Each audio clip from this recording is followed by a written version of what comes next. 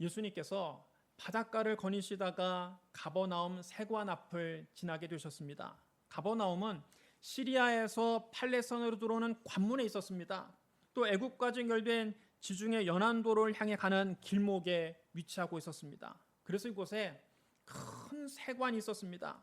거기서 예수님은 알페오의 아들 레위가 세관에 앉아 있는 것을 보시고 그에게 말씀하셨습니다. 나를 따르라. 예수님께서 세리를 눈여겨보시고 그를 제자로 부르신 것은 당시의 통념으로 보면 상식을 뛰어넘는 일입니다. 왜냐하면 세리는 당시 유대인들이 가장 싫어하는 부류였기 때문입니다. 유대인들은 세리를 만나면 아예 눈도 마주치지 않았습니다. 상종도 하지 않았습니다. 당시 세리는 인간 쓰레기 취급을 받았습니다. 유대인들이 세리를 이렇게 싫어하는 데는 다 그럴 만한 이유가 있습니다. 당시 이스라엘은 로마 식민지였습니다. 로마 치하에서 유대인들이 내야 될 세금으로 정세와 관세가 있었습니다. 정세는 정기적으로 걷어들이는 세금으로 인두세, 토지세, 소득세 등 세 종류가 있었습니다. 인두세는 사람 머릿수대로 받는 세금입니다. 로마가 지배하는 나라에서 태어난 사람이면 무조건 인두세를 내야 합니다. 젖먹이 어린 아이들까지도 세금을 내야 합니다. 토지세는 가지고 있는 토지에 매겨지는 세금입니다. 소득세는 소득에 따라서 12세에서부터 65세까지 내게 되어 있었습니다. 12살 때부터 벌써 세금을 걷어갔습니다. 사실 이것만으로도 힘들어 죽을 지경인데 세리들은 자기 멋대로 관세라는 것을 붙여서 동족을 수탈했습니다. 이 관세의 대부분은 로마 정부가 아닌 세리들의 주머니에 들어갔습니다. 그 가운데는 길을 통과할 때 받는 통과세, 마차를 끌고 갈 때 내는 마차세, 심지어는 바퀴가 여러 개 달린 마차에 물리는 바퀴세가 있었습니다. 심지어 물고기를 잡을 때 물고기세까지 내야 했습니다. 한마디로 유대인들 입장에서 세리는 허가받은 날강도들이었습니다. 당시 세리는 정치적으로 로마에 빌붙어서 엄청난 재물을 착복하는 매국노로 지탄을 받았습니다. 그뿐 아니라 종교적으로는 하나님의 백성이요 아브라함의 피를 나눈 형제를 괴롭히는 죄인으로 관주됐습니다. 따라서 유대인들은 세리를 굉장히 미워했습니다. 아예 이방인이나 창녀같이 취급했습니다. 그런데 예수님께서 세관에 앉아있는 세리 레위를 눈여겨보시고 그를 당신의 제자로 삼으시겠다는 겁니다. 사람들이 기겁할 일입니다. 예수님은 세리 레위를 보았을 때 그 안에 있는 위대한 전도자 마태를 미리 보신 것입니다. 우리는 레위는 잘 모르지만 마태는 여러분도 다 잘 아실 것입니다. 이 사람이 바로 마태복음을 기록한 마태입니다. 레위가 예수 믿고 변화되어 마태가 됐습니다. 마태는 레위가 예수님 믿고 변화된 뒤에 붙여진 새로운 이름입니다. 마태라는 이름의 뜻은 하나님의 선물이라는 뜻입니다. 여러분 한번 따르시기 바랍니다. 하나님의 선물. 레위는 예수 믿고 난 다음 변화되어서 하나님의 선물처럼 소중한 사람이 되었습니다. 그는 비록 사람들에게 손가락질 받고 지탄받고 욕을 먹는 세리였지만 예수 믿고 변화된 뒤에는 세리 특유의 정확한 관찰력을 가지고 유대인의 왕이요 구세주로 오신 예수 그리스도의 생애를 정확하게 관찰하고 기록하여 마태복음을 남겼습니다. 예수님은 그가 하나님의 손에 붙들려 쓰일 때 얼마나 놀라운 사람이 될 수 있는가를 세관에 앉아있는 레위를 보실 때 이미 보셨던 것입니다. 이것이 여러분 매우 중요합니다. 예수님은 사람을 보실 때 언제나 현재 있는 모습만 보시는 것이 아니라 그 사람의 가능성을 미리 보십니다.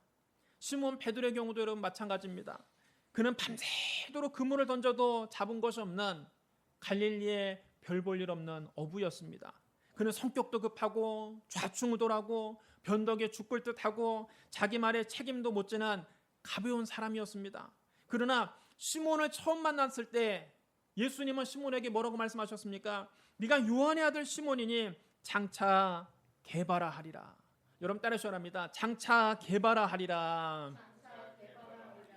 개바는 아람어로 바위라는 뜻입니다. 이 개바를 헬라어로 번역하면 그것이 베드로입니다. 수천 년 동안 변함없이 자기 자리를 쭉 지키고 있는 그랜드 캐년의 큰 바위를 여러분 상상해 보십시오.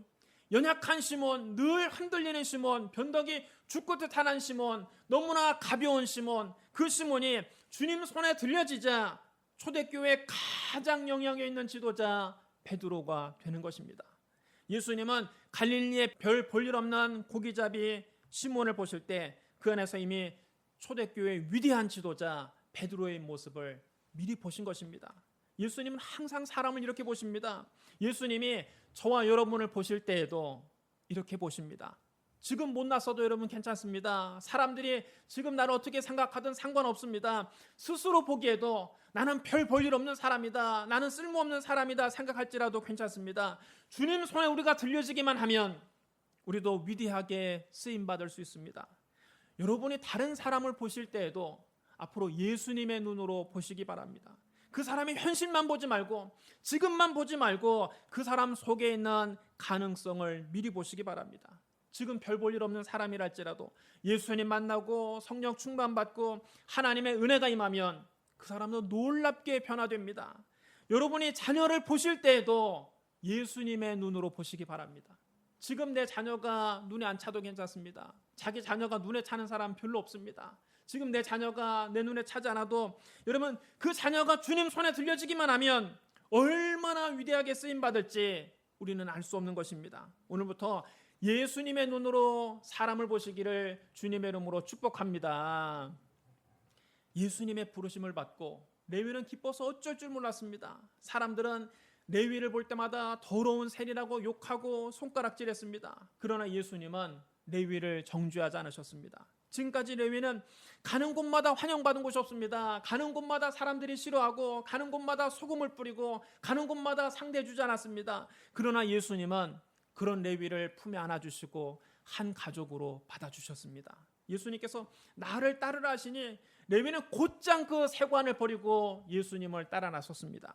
예수님의 부르심을 받자마자 레위는 그동안의 잘못을 회개하고 과거의 삶을 모두 다 청산했습니다. 그 즉시 그는 세관을 버리고 그곳에서 뛰어나왔습니다. 그 자리는 사실 얼마든지 돈을 챙길 수 있는 돈방석 같은 자리였습니다. 그러나 예수님을 만나고 참된 기쁨을 맛본 레위는 그 노른자의 자리를 헌시장같이 버리고 예수님을 따르기로 결단합니다. 레위는 자기 친구들을 다 자기 집으로 초청했습니다. 레위는 동료 세리들도 자기 집으로 불렀습니다. 또 함께 그동안 술을 마시고 함께 방탕했던 세상 친구들도 다 불러 모았습니다. 또 그 자리에 예수님과 제자들도 불렀습니다. 이 자리가 레위의 송별의 자리입니다. 이 자리에서 레위는 자기의 동료들과 친구들에게 지난날 자기가 살았던 생활을 청산하고 앞으로는 예수님을 따라 살겠다고 선언했습니다. 레위의 말을 듣고 그의 동료들과 친구들이 처음에는 다 웃었습니다. 너무나 믿지 못할 말이었기 때문입니다. 레위의 직장 상사가 레위를 말립니다. 여보게 레위, 자네 그 말이 진심인가? 이 좋은 자리를 버리고 저 예수라는 젊은이를 따라서 집도 없이 떠돌아다니겠다고? 자네 지금 농담하는 거지? 레위의 친구들도 이구동성으로 말합니다. 레위야, 잘 생각해봐라. 송충이는 솔잎을 먹고 살아야 된다. 네 결심이 며칠이나 가겠냐? 괜한 소리 하지 말고 우리 식사 끝나고 2차 나가자. 그러나 지금 레위는 궁서체입니다. 레위는 진지했습니다. 그는 예수님을 만나고 자기에게 일어난 변화를 진지하게 친구들에게 간증했습니다. 내 평생 살아온 길 뒤를 돌아보니 걸음마다 자옥마다 다 죄뿐이라고 고백했습니다. 세상에서 방황할 때 돈을 벌기 위해서라면 수단과 방법을 가리지 않았던 벌레만 또 못한 인생을 살아온 것을 통회하고 자복했습니다. 그렇게 살아서 돈은 지금 많이 벌어놨습니다. 세상 쾌락도 즐길 만큼 즐겨보았습니다. 그러나 마음의 만족은 없고 늘 마음이 공허했습니다. 그러나 예수님을 만난 다음 비로소 참된 기쁨과 평안과 만족을 얻게 됐습니다. 레위는 자기의 변화를 자기와 함께 죄를 짓던 친구들, 자기와 함께 죄를 짓던 동료들에게 담담하게 간증했습니다. 레위의 세관 친구들과 동료들이 처음에는 레위의 말을 듣고 비웃었지만 점점 레위의 말을 경청했습니다. 지금 그들 앞에서 간증하는 레위는 어제의 레위가 아닙니다. 레위와 함께 죄를 범하던 동료 중에는 레위의 그 변화된 모습을 보고 자기도 지난날의 잘못을 뉘우치고 눈물을 주르륵 흘리는 친구도 있었습니다. 그들도 그 자리에서 예수님을 믿게 됐습니다. 그 밤에 그들은 모두 변화된 레위의 모습을 보고 은혜 받고 기쁜 마음으로 예수님과 함께 식사했습니다. 누구든지 예수 그리스도를 만나면 레위처럼 놀라운 변화를 체험하게 됩니다. 성경 말합니다. 누구든지 그리스도 안에 있으면 새로운 피조물이라 이전 것은 지나갔으니 보라 새 것이 되었도다. 여러분 따르셔야 합니다. 새로운 피조물이라. 예수님을 만나면 새로운 피조물이 됩니다. 새 사람이 됩니다. 자기만 변화받는 것에 그치지 않고 자기가 만난 예수 그리스도를 간증하게 됩니다. 레위도 자기 동료들과 친구들을 다 자기 집으로 불러 모아놓고 자기가 만난 예수 그리스도를 증언했습니다. 예수 그리스도를 인격적으로 만나고 변화된 사람은 가만히 있을 수가 없습니다. 자기가 만난 예수님을 증언하지 않고는 견딜 수가 없습니다. 자기가 체험한 변화를 간증하지 않고는 견딜 수가 없습니다. 자기가 체험한 이 놀라운 기쁨과 평안을 다른 사람에게 나눠주지 않고는 견딜 수가 없습니다. 오늘 여러분도 이 예수님을 만나고 큰 변화를 체험하시기를 주님의 이름으로 축복합니다. 예수님이 계신 레위의 집이 잔치집같이 변했습니다. 예수님을 만나고 레위가 변화되었습니다. 레위는 기쁨으로 예수님을 섬기고 자기의 동료와 친구들을 섬겼습니다. 레위의 그 변화된 모습을 보고 레위의 동료였던 세리들과 세상 친구들도 예수 그리스도를 믿고 변화를 받았습니다. 그러니 그날 저녁 식사 분위기가 얼마나 즐거웠겠습니까? 얼마나 감격스러웠겠습니까? 한 사람씩 자기의 변화를 고백할 때마다 사람들이 박수를 치고 살아계신 하나님을 찬양했습니다. 그 자리에 있던 모든 사람에게 참된 기쁨이 충만했습니다. 이처럼 예수님이 계신 곳에는 언제나 기쁨이 있습니다. 평안이 있습니다. 웃음이 있습니다. 찬송이 있습니다. 레위의 집에 놀라운 일이 벌어졌습니다. 세리들이 회개하고 죄인들이 자복하는 일이 일어났습니다. 그들은 기쁨과 감격 속에 찬송을 불렀습니다. 그들이 함께 먹고 마시며 즐거워했습니다. 레위의 집이 이렇게 잔치집으로 변한 것을 보고 동네 사람들이 신기한 구경이 났다며 구경하러 왔습니다. 본래 레위의 집은 세리의 집이라 사람들이 그 근처에 얼씬도 하지 않습니다. 그 앞을 지나갈 일이 있어도 일부러 다른 곳으로 멀리 돌아갑니다. 레위의 집 앞은 사람들이 찾지 않는 곳입니다. 그래서 늘 공동묘지처럼 그 집은 우울하고 적막했습니다. 그런데 오늘 레위의 집에서 웃음소리가 납니다. 찬송소리가 납니다. 사람들의 환호성 소리가 들립니다. 박수 소리가 들립니다. 마을 사람들이 생각했습니다. 야, 오래 살고 볼 리다. 세상에 별일이 다 있다. 항상 공동묘지같이 적막하던 저 세리의 집에서 웃음소리가 다 나다니 도대체 무슨 일인지 한번 가봐야 되겠다. 그래서 사람들이 구경하러 온 것입니다. 그 가운데는 바리새인들도 있었습니다. 바리새인들이 어떤 사람들입니까? 율법을 가장 엄격하게 지키는 사람들입니다. 율법주의자들입니다. 바리새인들도 호기심에 그곳에 왔다가 예수님께서 세리들과 죄인들과 함께 먹고 마시고 즐거워하는 모습을 보았습니다. 그들이 눈에 또 쌍심지가 켜집니다. 당시 예수님은 이미 유명인사가 되어 있었습니다. 세리 요한이 감옥에 들어가고 난 다음 이스라엘 백성은 목자 없는 양같이 고생하며 기진했습니다. 그때 예수님이 나타나셔서 천국 복음을 전파하시고 병든 자들을 고치시고 귀신들을 내쫓아 갈릴리와 데가볼리와 예루살렘과 유대와 요단강 건너편에서 수많은 군중이 예수님을 따라다녔습니다. 당시 백성들의 존경을 한 몸에 받고 있던 예수님이 세리들과 한 상에서 식사하는 것을 보고 바리새인들은 분개했습니다. 유대인들에게 있어서 함께 식사를 한다는 것은 각별한 의미가 있습니다. 함께 식사한다는 것은 서로를 친구로 인정한다는 뜻입니다. 한 솥밥 먹는 공동체가 되었다는 것을 의미하는 것입니다. 여러분, 우리도 그렇지 않습니까? 모르는 사람과 한 상에서 밥을 먹기는 여간 고역스러운 일이 아닙니다. 한 상에 앉아서 밥을 같이 먹는다는 것은 그만큼 친한 사이라는 뜻입니다. 그런데 예수님께서 이스라엘 백성들이 가장 미워하는 벌레 취급하는 세리들과 천박한 죄인들과 어울려서 함께 식사를 하신 것입니다. 그들의 친구가 되어주신 것입니다. 바리새인들은 예수님의 제자들에게 따지듯이 물었습니다. 너희 선생은 어찌하여 세리들과 죄인들과 함께 먹느냐? 예수님께서 이 말을 들으시고 말씀하셨습니다. 건강한 자에게는 의사가 쓸데없고 병든 자에게라야 쓸데있느니라. 나는 의인을 부르러 온 것이 아니요 죄인을 부르러 왔노라. 여러분 따르셔야 합니다. 나는 의인을 부르러 온 것이 아니요 죄인을 부르러 왔노라. 바로 이것이 예수님이 이 땅에 오신 목적입니다. 죄인을 불러 회개시키러 오신 것입니다. 여기에 우리에게 희망이 있는 것입니다. 만약 예수님이 의인만 골라서 부르기 위해 오셨다면 우리에게 아무런 희망이 없습니다. 왜냐하면 이 세상에 의인은 한 사람도 없기 때문입니다. 성경은 단언합니다. 의인은 없나니 하나도 없으며 모든 사람이 죄를 범하였음에 하나님의 영광에 이르지 못한다고 했습니다. 그러므로 만약 예수님께서 의인만 꼭 집어서 골라서 부르러 오셨다면 이 자리에 나와서 앉아있을 사람은 아무도 없을 것입니다. 저나 여러분이나 모두 다 죄를 짓고 불의하고 추악하고 버림받아 마땅한 죄인들입니다. 그럼에도 예수님께서 우리를 불쌍히 여겨주시고 우리를 긍휼히 여겨주시고 우리를 불러주시고 우리의 죄를 용서해 주시고 우리를 하나님 자녀로 삼아주신 것입니다. 바로 이것이 여러분 은혜입니다. 내가 착해서 구원받은 것이 아닙니다. 내가 잘나서 구원받은 것이 아닙니다. 내가 노력해서 구원을 따낸 것이 아닙니다. 구원은 전적으로 하나님의 은혜입니다. 나는 구원받을 자격이 전혀 없는데 무슨 일인지 웬일인지 웬말인지 웬 은혜인지 하나님이 만세전에 나를 택하여 주시고 예수 그리스도의 보혈로 내 모든 죄를 씻어주시고 성령으로 너는 내 것이다 도장을 딱 찍어서 인쳐주셔서 우리를 구원해 주신 것입니다.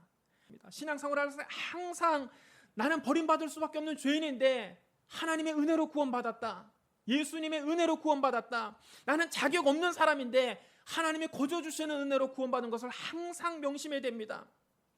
나 같은 죄인을 구원해 주신 하나님의 은혜에 감격하면서 교회 생활을 해야 합니다. 우리가 교회 생활을 하다 보면 가끔 사람 때문에 실망하는 때가 있습니다. 어떤 사람은 자기에게 실망을 준 그 사람이 있는 한 다시는 교회에 나오지 않겠다고 합니다. 그래서 교회를 떠납니다.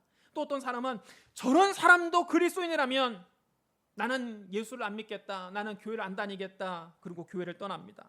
여러분, 우리가 사람에게 실망하는 가장 큰 이유는 사람에게 너무 지나친 기대를 하기 때문입니다. 많은 사람이 착각하는 것이 교회 다니는 사람은 다 성자인 줄 압니다.